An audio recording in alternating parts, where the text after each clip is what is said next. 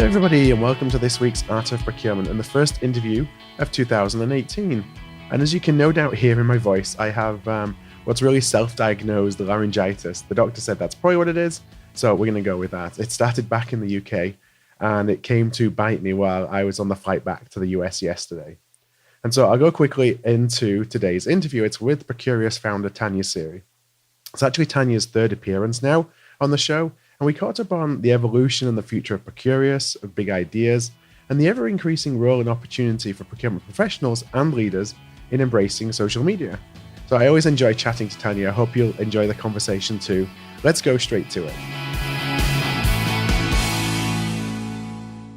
So you and I spoke back in February of last year, which is crazy that it was almost a year ago.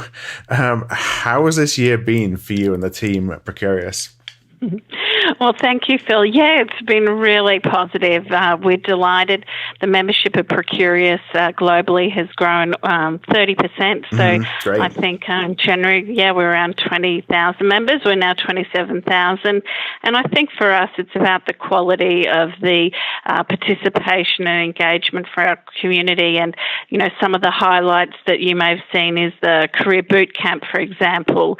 We had 6,000 people take part in that. And, you know, really our promise to our community is that if you get connected, you will get ahead. And, you know, we're all about career progression. So to see 6,000 people participating in Career Boot Camp was fantastic. And, of course, the Big Ideas events, which we were delighted to have you participate in. We ran those in, you know, Chicago, Melbourne, London. It was fantastic. We were going to have one in Barcelona, but, of course, civil events took care of that. Matters into Maybe their own. next year.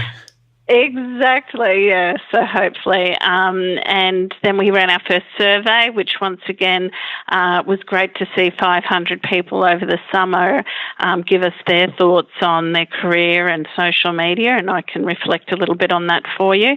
And so I think it's great. I mean, people are accessing the information. I guess our belief is that it's becoming increasingly difficult for procurement professionals and supply chain professionals to attend conferences, to get access, to get out of the office. So to be able to provide all this content online is great. And also work with our partners like IBM and ISM and share all their great knowledge and what's coming down the road with cognitive and procurement competencies and what have you is great. So, no, it's been a great year. Great. No, it's interesting you say about the procurement folks are finding it harder and harder to get out to the office to go to events, because honestly, that was one of the inspirations for me to start the pod, was thinking, so I always had that same problem in the companies I worked for. I was never in a company that really invested or allowed me to invest in going to events. So I thought, let's try and bring that to people so that they don't actually have to. You know, there's another way to access content.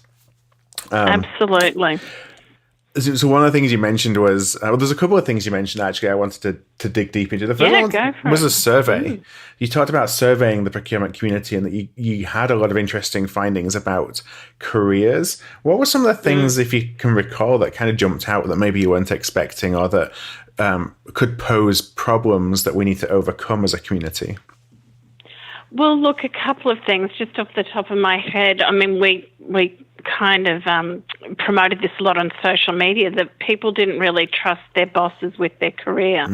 And I think there can be a million reasons for that, but I guess what we really encourage people to do is take accountability for their own career. I have a favourite saying, is the only common denominator in your career is you. And I really believe that if something's not happening for you, then you should make it happen. And you can't be sitting back waiting for your boss to send you on a course or give you a break. You really have to, take accountability. So that was one thing, that they don't trust people with their bosses with their career. The other thing that I think was important was that they really do see the value of having both online and offline networks for developing their career. And obviously people who are on Procurious and responding will have a skew towards social media anyway. But I think that was really encouraging to see. They still see the value of their professional associations and certifications, so that was great to see. And that this kind of news that ISM and SIPs are putting out is very trusted. But I think on the other side to that is, people are moving roles, not necessarily organisations every 2 years. So the workforce is very mobile. And I think, once again, communities like Procurious help you make your career more portable. You can take your CV with you. You can take your training with you. So I think that taking accountability and staying agile are sort of some outcomes that we saw from that survey. Interesting. It's positive to hear about the desire to invest in self-development too, because that's obviously key. Like you say, you can't rely on your organizations to maybe provide the opportunities. In all cases, some organizations obviously do a much better job than others, but just expecting that isn't necessarily, you're not going to have good outcomes. You can't sit back waiting for it. Yeah, no, exactly. And same for getting the opportunity for your next role. The more you have a network within your company as well as external, you'll be top of mind when a job comes up. People will say, oh, right, yes, I remember Phil. He helped us out on that project. He was on time. He was impressive. He was on it. He didn't have to help us. That's the kind of guy we want in our team. So I think when we talk about networks, we've got to think just as much about our internal networks as our external networks as well. And social media helps you with your internal networks as well, as you know. So you talked as well about Big Idea Conference, and you really expanded the reach of it across the world really this year. I know there was a lot more activity this year than in previous years, including coming to Chicago. I wondered how that kind of expansion went for you, and how your first foray onto US soil was, because that's, I know I came to the event, really enjoyed the event. It was just something different than I'd been to before. I wonder if that's kind of the similar feedback that you'd received from others. It was, and we were so glad that we got such great feedback from the Chicago participants, because in a way it's sort of like taking ice to Eskimos, isn't it? I mean, taking a procurement event to the US, which has literally probably thousands of procurement and supply chain conferences each year. But I guess we're just feeling more confident that we do have something fresh to deliver the community, and having had 3 successful years in London, and obviously 10 successful years running a CPO forum in Australia, we definitely thought it was worthwhile seeing if what we had to offer was of interest to the US community, and we were delighted with the response. So we actually have 6 of the attendees from Chicago now on our organising committee for 2018. Yeah, and we'll be announcing them early next year, and we're really looking. But look, it really was hard work. I mean, it's hard to get people out of the office for a day. But I need to encourage everyone that, you really do need these face-to-face networking opportunities as well as your online, because that's where you really cement the relationships and really get to understand people. Yeah, what I don't know if it was an epiphany for me when I went to Chicago, or what it was really, but having done the show for the last couple of years, and I now, because of the show, get to go to a number of different events, but a lot of those events are still 200 or 300 people, or even more. In the case of one of them, it was small enough that I actually felt like I knew everybody in the room, and feeling that, but it wasn't like it was tiny or anything like that. I think there's still 40 or 50 people, and but it just such like an intimate event that I came away just really, I don't know, really pumped the fact that, hey, we kind of all know each other as a community. We're all got the same kind of visions, and we're wanting to see the same thing for procurement. It was just really good to get everyone together in the same place, and I certainly benefited from it. I thought it was a great event. Well, we benefited as well. I mean, I think it's fantastic to have these high-level influencers, these senior people in the room, and we do try and create a kind of a think tank atmosphere, and hopefully that's what you were feeling. But then to have the power to amplify that literally to thousands of people, I think the Big Ideas hashtag was mentioned over 4,000 times in 2017, and that means people can access that thought leadership and what's happening in the room. And we loved having you do the sideline. It felt like the football a little bit for me, having you on the sideline, and then Hugo did the same in Melbourne. And it just gives people a snapshot of what's discussed, and a little bit of that energy too. I think having it a little bit sort of native footage there really helps people sense what's in the room, as well as reading the blogs and then the podcasts and whatever else comes out of it. Yeah, it makes you feel more real, I think. It was interesting doing that. I've never done anything like that before, so I was not even sure how it was going to go, but thank you. But I thought it was cool to kind of bring people into the room. Yeah, well, and if anyone's listening, I think I know all your interviews are still up there, so people can still access it. So I'll have to include that in the show notes if anybody's interested in going and checking those out. Exactly. One of the speakers that I know has been at a number of your events is Nick Gowing. For context for listeners, so Nick's a former BBC broadcaster. He's doing a lot of research and speaking, compelling businesses really to what he's coined, and his partner in this initiative is to think the unthinkable. Nick spoke in Chicago, and it's kind of, when you hear him speak, so it's one of the things, since I interviewed him, I did an interview for him for the podcast series of Big Ideas London. And it just so stood out, his message, in that, one, it's scary, but two, it's a call to action. Yes. I wonder if you could just share a little bit about what Nick's message is, and then kind of your thinking about bringing that message to the community. Well, we love Nick as a speaker because, of course, being a BBC News presenter, he has this amazing command of the English language and this sort of booming voice, doesn't he? So he's a fantastic presenter. But based on this really interesting research that he's been doing with hundreds of leaders around the world, looking at how senior leadership has, it's really a massive failure for senior leaders to anticipate and to respond adequately to some of these black swan events that we've seen over the last few years. And Nick gives example after example of how leadership has failed to sort of adequately address them. And, I think some of the feedback we get on Nick's presentation is, well, what do? We get it, think the unthinkable. We need to get ready for the unexpected.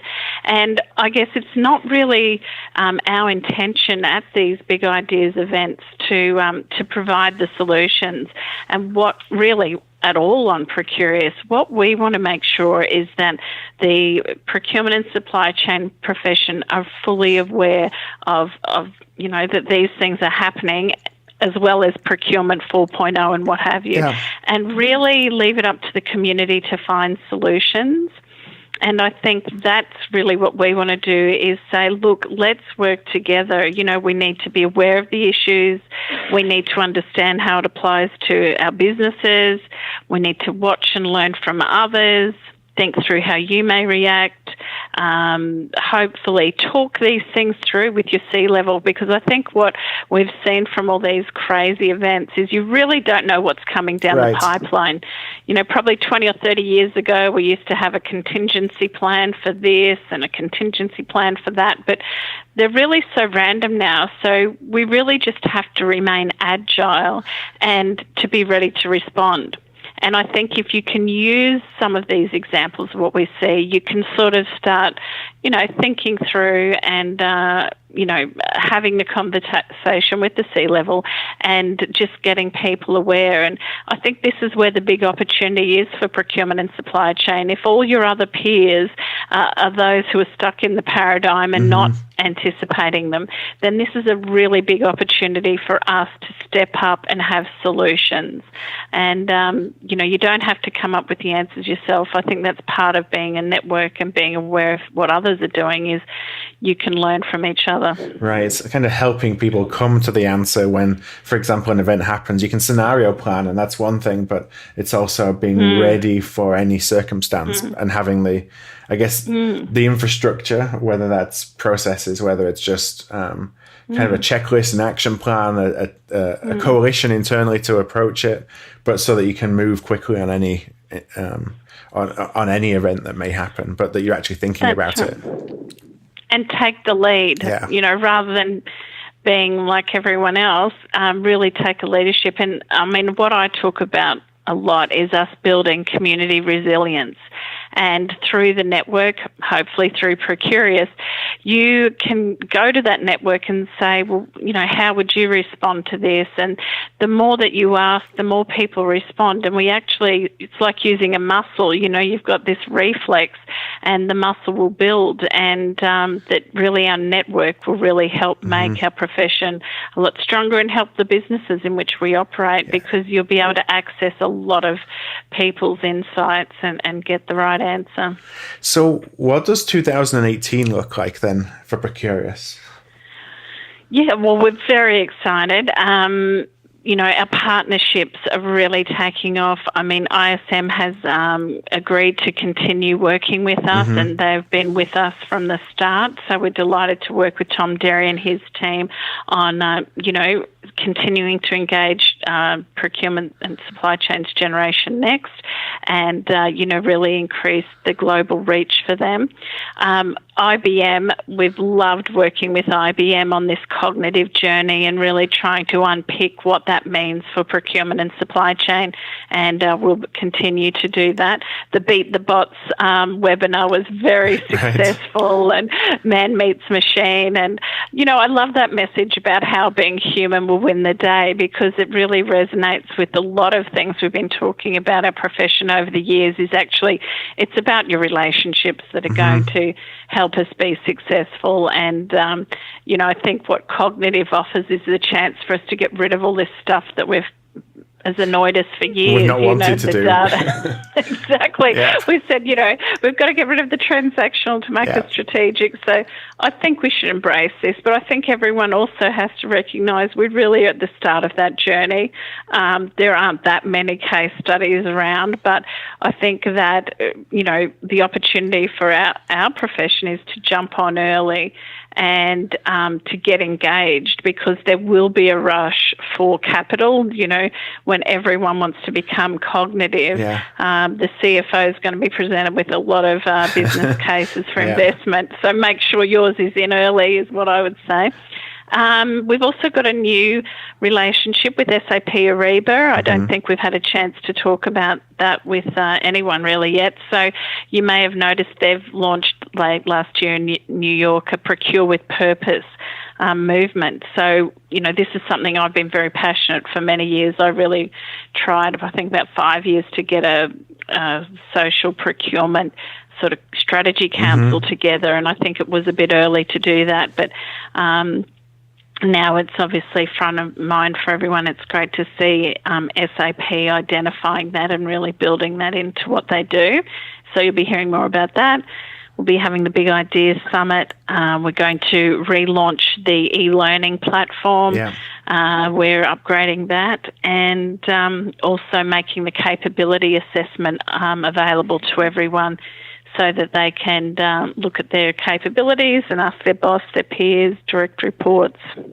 And once again, putting these tools in the hands of people so they can take accountability for their own career progression.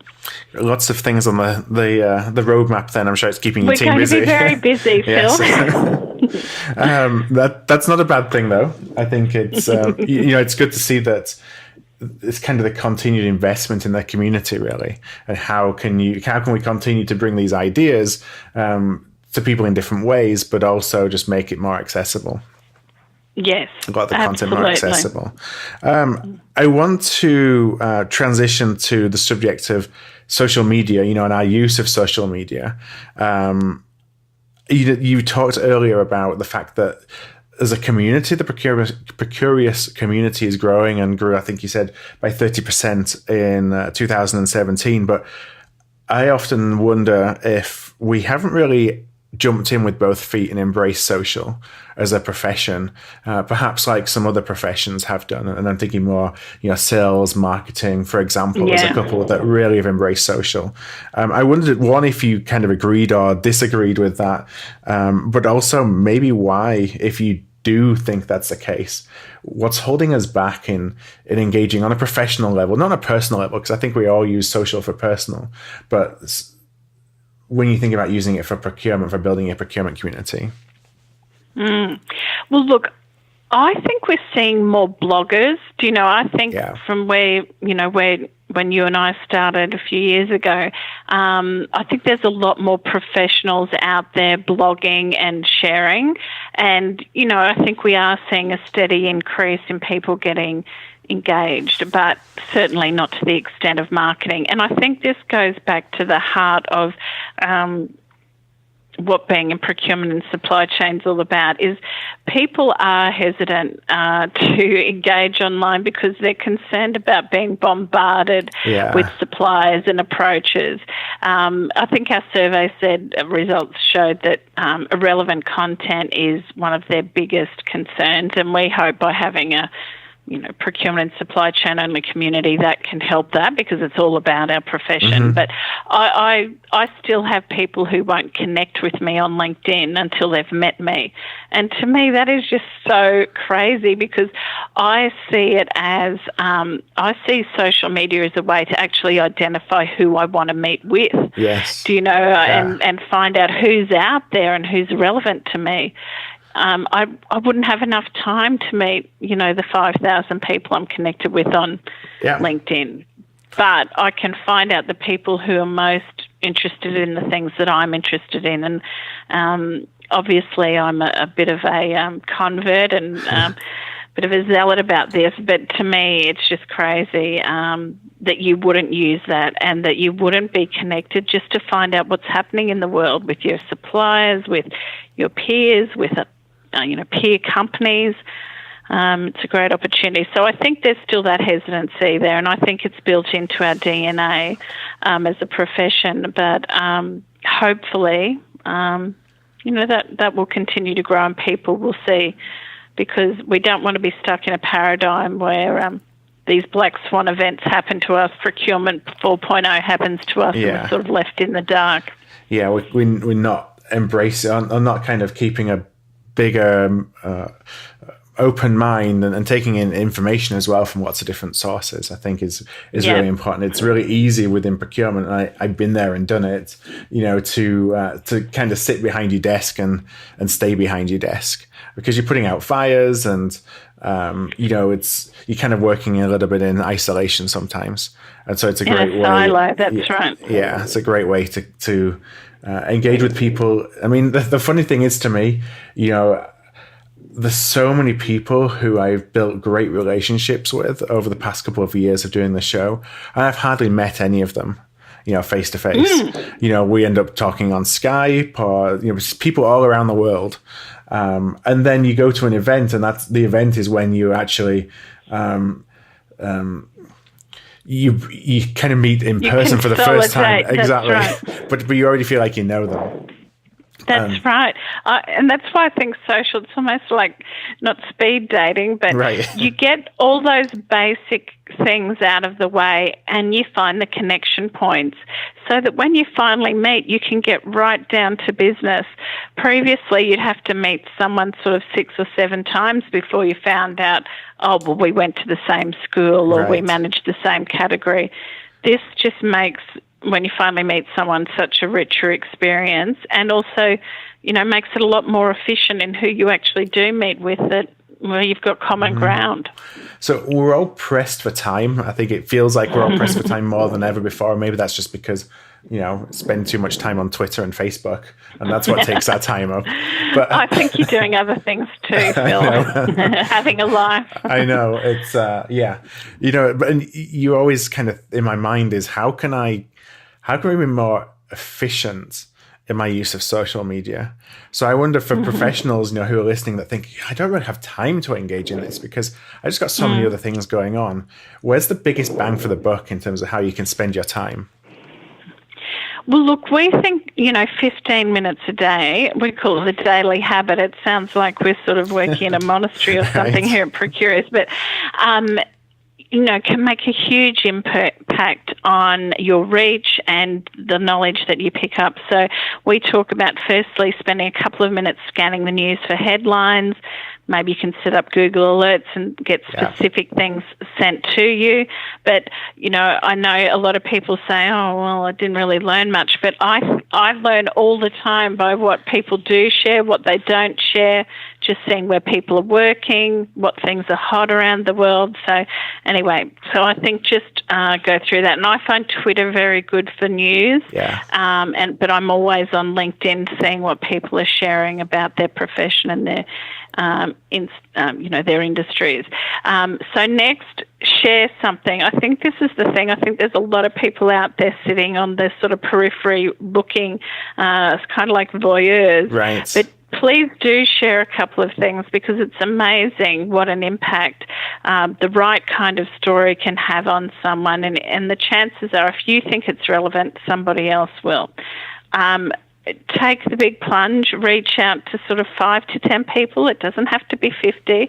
But if you see someone who's managing a category similar to yours or in a similar role in a similar organisation, invite them to connect, and the chances are they will accept, because like you, these roles can be very lonely. I know I talk about this all the time, but you might be the only person managing your category in your company, in your industry, in your city, in your town, and to be able to connect with someone who's doing the same job is very sort of heartwarming. So I think, that's just a few things that people can do, and doesn't take a lot of time, and can really help. So just a last question on social. And I think we may have touched on it in some of the questions and some of the answers just to the last couple of minutes, but I wanted to really pull it out because I think it's a really strong call to action. I just wonder why, in your mind, is it so important for us all to be connected? Well, Phil, this is one of my favourite questions, and it's got so many answers on why. But look, I think the point I try to make to people is there's really no such thing as solo genius. We all like to think we're geniuses. I certainly do, but I've got a serious reality check. And that we can single-handedly sort of solve all the problems of the world. But, the idea of solo genius is really a myth. Even the people we look at, Einstein, Newton, Mozart, they didn't operate in a vacuum, and they built on the work of countless others. And I think we're really lucky to live in a world today where we don't have to solve all our problems by ourselves, and it's really only a click away. And, I think that's where you leverage the power of the network. You've got obviously your LinkedIns, your Facebook, and, Procurious with its 26,000 members across the world. Everyone has different strengths, weaknesses, knowledge, perspective that can really, shine a light bulb for you. Or, even if everyone gives you the wrong answer, at least it reinforces that you've got the right answer. And, it goes to my earlier point, is that I think that being the smartest guy in the room really takes collaboration. And that if we want to shock-proof our profession and to make sure that we've really got a seat at the table and to, come up with the bright ideas that are going to save the day, we really need to lean on our network and to get the right answers. So, they're just a few reasons. I know I'm totally biased, but if everyone just tries the daily habit for 15 minutes a day, hopefully I'll have them convinced on the benefits. Yeah, and I obviously am a convert, for sure. It's been an amazing kind of adventure that I've been able to go on just through the work that I've been doing, and social is such a big part of it. It's helped me to meet so many people. It's helped me to learn so much. I think that's what's really important, as well as keeping an open mind. It's really easy to use social as a kind of a confirmation bias.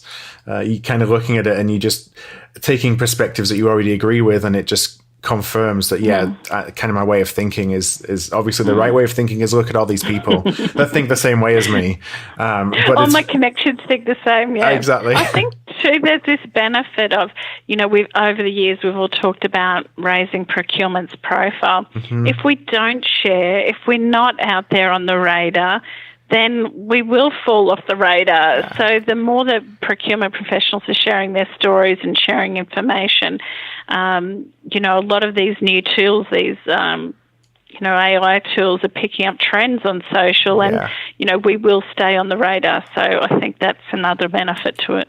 Yeah, I know you and I have talked about it before. Kind of, we're in this together. Everybody who's within the profession is in it together, and it's our collective responsibility to drive us forward, to focus on new areas of value. Make what we do be compelling to the leaders of an organization, where they can't say no to us helping them. And that's not something I don't think that we can necessarily do as individuals within individual companies. Yes, we can do it maybe, convincing and influencing one person at a time, but by sharing our knowledge across everybody, it allows us to just do it far more quickly and pull in best practices a lot quicker, so that things that are working in one company is, our peers can implement, execute, contextualize, whatever it is in others, and that just benefits us all. Absolutely. I couldn't have said it better myself. Well, before I let you go, I want to just ask a couple of questions about your social media habits, and no hiding here. So this is where we can see if you practice what you preach. So you talked about 15 minutes a day. How often do you actually check your news feeds? I do have a bit of a social media problem, Phil. It's coming out here today. No, I spend a lot of time on particularly LinkedIn because I am connected, with sort of 5,000 people really purely in our profession, so I'm not really connected. I see just so many amazing things, and I think this is what also helps me sort of identify what is procurement news, something that stands out, that's different, that's interesting. I do, and I connect with people. And initially I was connecting and reaching out to a lot of people to help build my network, but now I'm mainly approached by others. Yeah. And if someone has someone is clearly a procurement or supply chain professional working in any company really, but, it has to be a fairly credible profile, I will accept their invitation, because that's the business I'm in. I'm the founder of a procurement network, so naturally, if someone's in my profession, I do want to connect with them and see what they're interested in and what they're sharing, where they're working, where they're posting. But see, I find it hard. Once again, I'm totally stuck in my paradigm. But if I was a CPO, I would be wanting to connect with all other procurement professionals, because I would want to be recruiting the hottest talent. Yeah. So I'd be posting things that were interesting, that were in line with what my company's strategy was.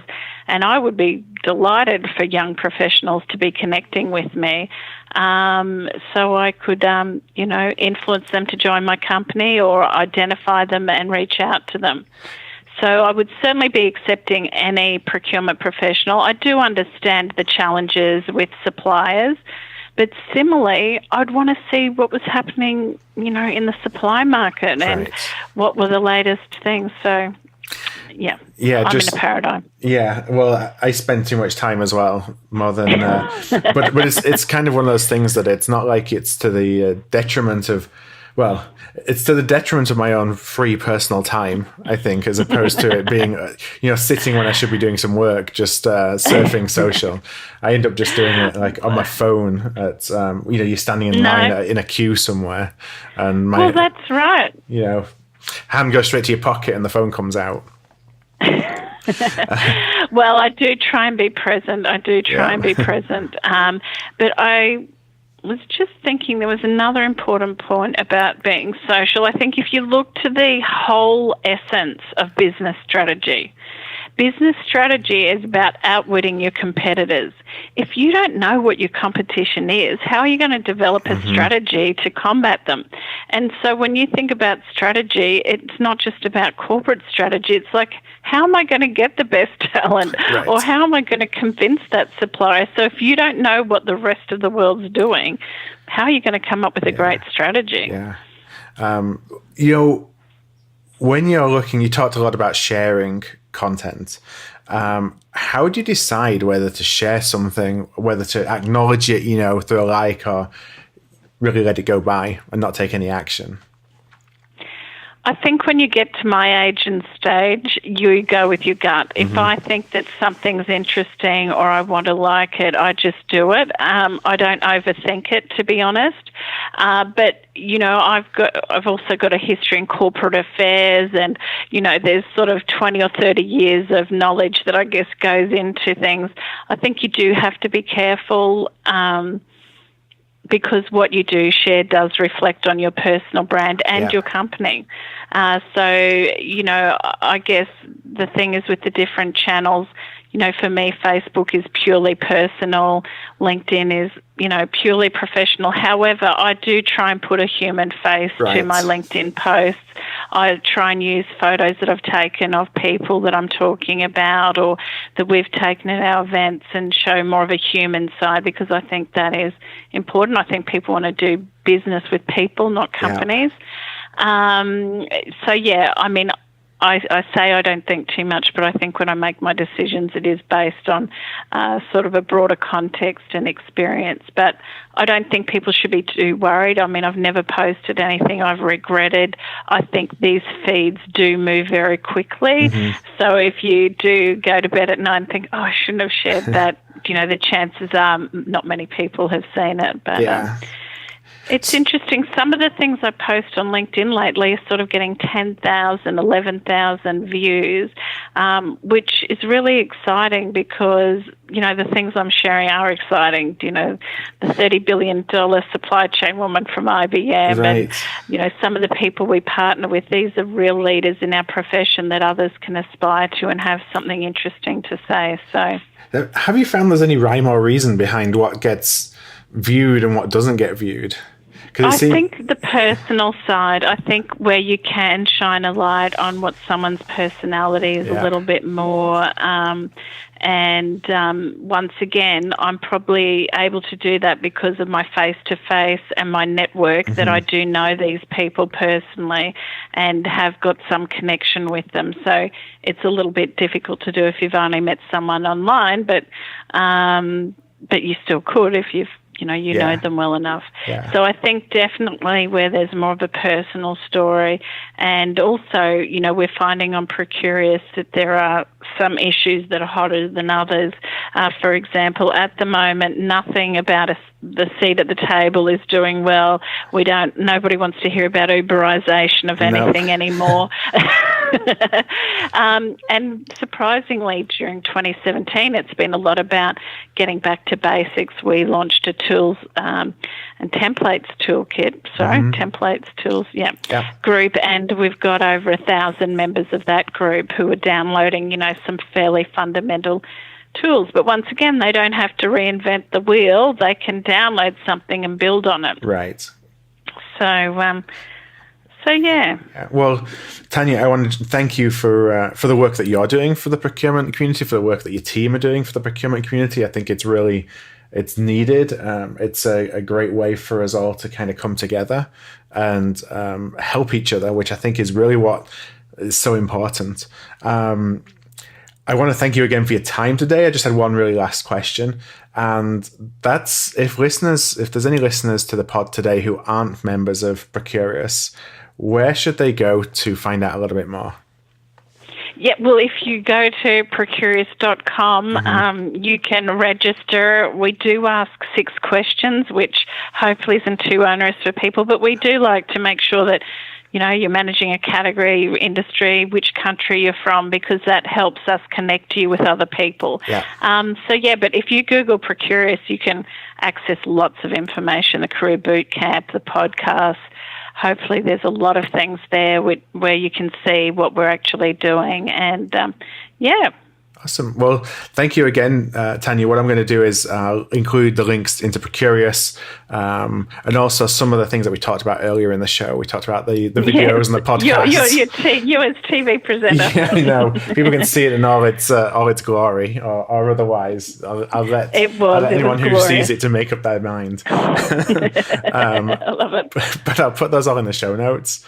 Those are just, if you go to artofprocurement.com, if you do that after the episode is published, then you'll see those on the front page. Otherwise, just do a search. We have a search bar on the Art of Procurement. Search for Tania, and this interview and the show notes associated it will come up. So thank you once again, and I know that I'll talk to you again soon. You will, Phil. Thank you. Thanks, Tania. Thank you for listening to another episode of The Art of Procurement. To find an archive of all past episodes, you can go to artofprocurement.com/episodes. And to ensure you never miss another show, go to artofprocurement.com/subscribe.